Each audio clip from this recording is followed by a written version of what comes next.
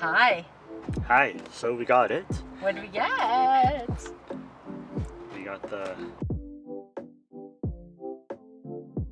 There we go. Well, what's with all the people walking down the middle of the street? Come on, peoples, get off the road. Oh, but then look at the little chi. So, I don't know what's with this big group of people. It's a rainy, cold day in July in Vancouver. We had heat wave for a number of days and it was amazingly hot out, and now the last 2 days it's been rainy and what, 17? 16. 16! Yay, Vancouver. So we are currently on our way to do what, Bob? After much thought, Much deliberation. lots of back and forth, I finally settled on a camera. Now, tell the people, because... We're not spoiling it yet. No, we're not spoiling it yet? Okay. No, we're not spoiling it, but... Okay, we're not gonna spoil it. We have made it a decision. It's not the decision that I thought I was gonna make 2 days ago. And that's okay, because life's like that. So we are on our way to the camera store to pick one up. Yay! So exciting! Yay. So you can talk about the different options. Right, okay, so I took a photo actually of the whiteboard. Oh, did you? At one point. Yeah, I did. So we'll put that up here. Yeah, how we were trying to, oh, I'm not tracking your eyeball. Oh, there we go. Okay, that's better. Yeah, so talk about like, it's a lot of work to choose a professional camera. Mm-hmm. So yeah, you can either go with your basic Sony, Canon, Nikon. I've always been Nikon, but up until recently I hadn't considered Canon or Sony. So I took a look at the camera that everybody loves, the Sony A7S III and the A7 III. I also have been looking at the Canon R6 Mark II and the Canon R6 and the Canon R8. So the R8 and the R6 Mark II are apparently almost identical cameras according to FroKnowsPhoto.com. I don't know if that's trademarked. I don't know if I'll get in trouble for saying that. No, you won't. I think because you're supporting him, so Yeah. it's okay. We're talking about how awesome he is. Yeah. Because he does great reviews and he has a lot of knowledge. Yep. And if you don't already and you're interested, then go follow him.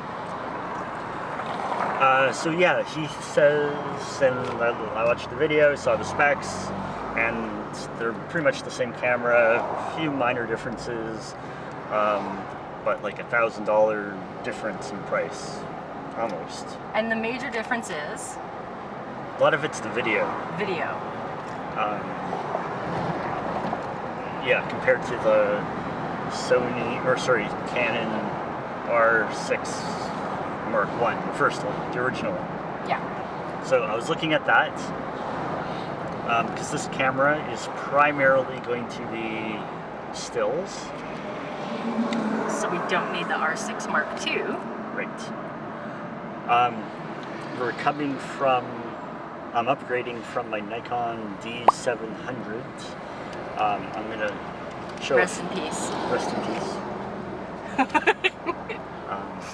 I will have a funeral video at some point. Yes. It's kind of it's almost dead. Yeah, it's glitching out. It's glitching out. So doing any professional work, it's a backup camera because maybe I can get it to work. Oh, and then I was also looking at the Nikon D780. No, yeah.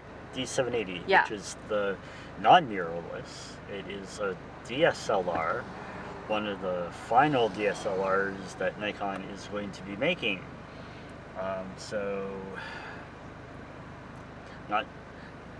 If this had been a few years ago, I would have jumped on getting the D780. Yeah. But because of the state of the DSLR with Nikon, they've halted production. I don't know how long I'll have support for it. And if I break a lens, touch wood that I've never broken in a lens like that, I'd have to replace an older f-mount lens rather than the new Z-mount lenses. Now, you do have a nice collection of glass. I do have a nice collection of glass. But I think now it is going to be relegated to my film camera only, my Nikon FM manual film camera, until I get my Nikon F5 or F100. So this camera, primarily for stills.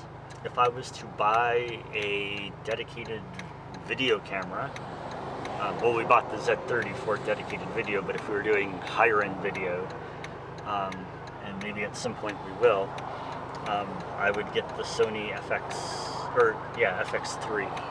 Okay. Is that the one that's for vloggers?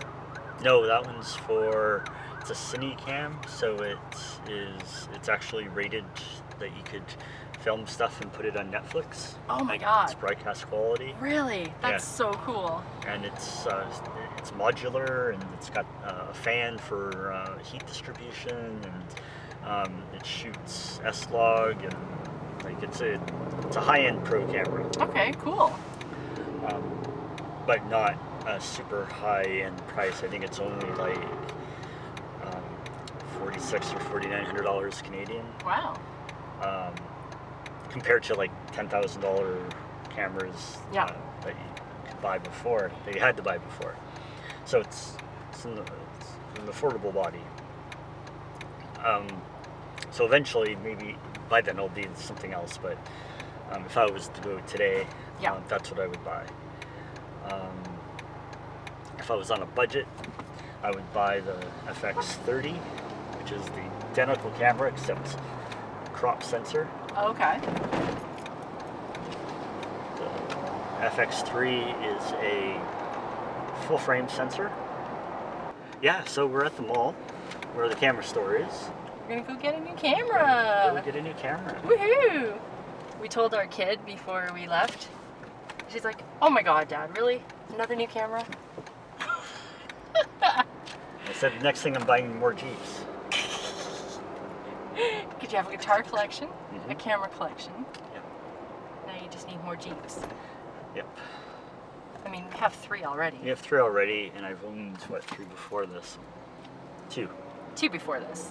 2 before this. 2 Right? two Cherokees before this. Yeah. All right. All right. So with that, we'll close it up for now. Hi. Hi. So we got it. What do we get? We got it's a Nikon, and it's a Z, and we went with the 5. Woohoo!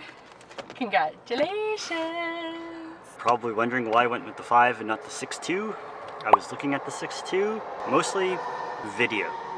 It was the video reason. We were paying like a $600 premium for all the video extras when it's primarily going to be a stills camera. It's great that it has 4K video, and it can do a really decent job at it, but it's not its primary function. So since it's only going to be primarily a stills camera, paying that extra $600, $700, actually more than that, paying extra for video that we're not going to be using it for. Yeah. So maybe the next camera as a second camera to the Z30, but right now this was the best option for it, I think. Cool. We'll have to unbox it when we get home. Yeah, great, awesome. Yay! Alright, so I hope there's not too much noise around. So this is the unboxing of our new camera, the Nikon Z5. Do you think Americans call it a Z5? They probably do. They do. I call it a Z5.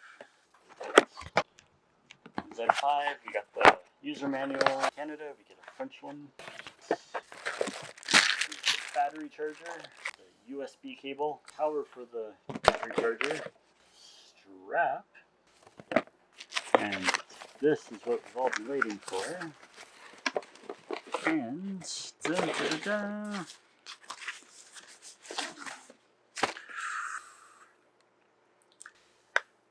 So right away it feels a lot heavier than the Z30, roughly the same size, I think, by the looks of it.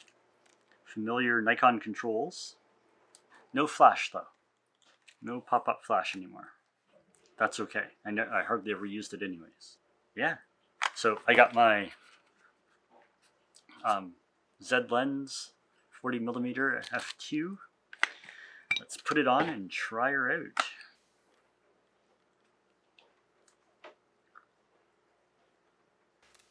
Yeah, that's pretty good. I don't have any I don't have an SD card in here yet, so it's just, yeah, pretty good so far. The viewfinder's pretty bright.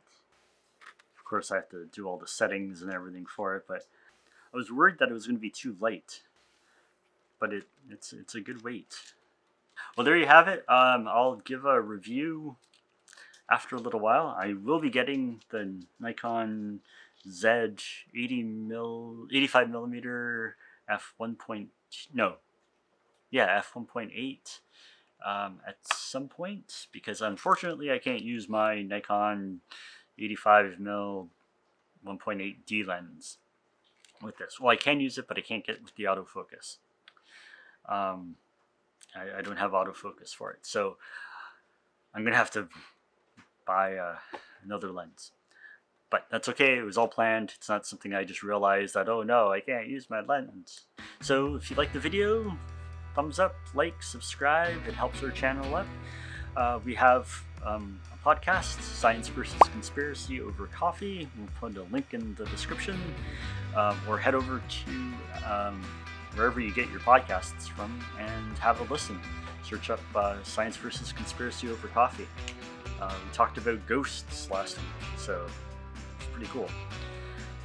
And we have an infinite amount of affiliate links for everything from coffee to camera gear, which this will have to be added to it. Go check it out if you're looking for anything or the gear that we use. That's it for this week. Yeah, bye for now.